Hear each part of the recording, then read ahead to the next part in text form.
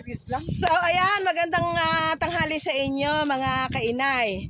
So, eto na po yung gusto kong i-introduce sa inyo, yung aking dalawang sister na malapit sa akin. Ayan, i-introduce ko sa inyo yung aking dalawang sister na ito. Unahin ko po sa inyo yung aking sister-in-law. So, ayan mga kainay, gusto ko ipakilala sa inyo ang aking sister-in-law. Ayan.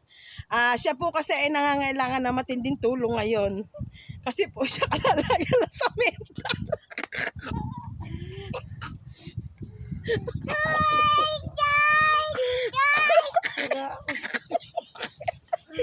Mga kainay, kalalayan.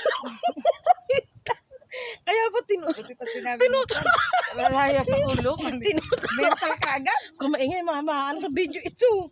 Ayan po mga kainay. Siya po si Sister Rose. Ang aking pong hipag na tinutulungan ngayon.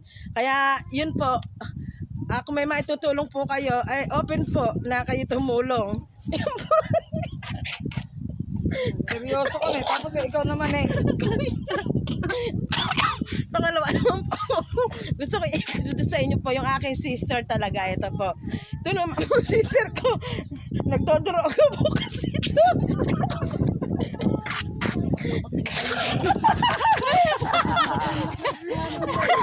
Siya po ay nagdodroga ng bigas.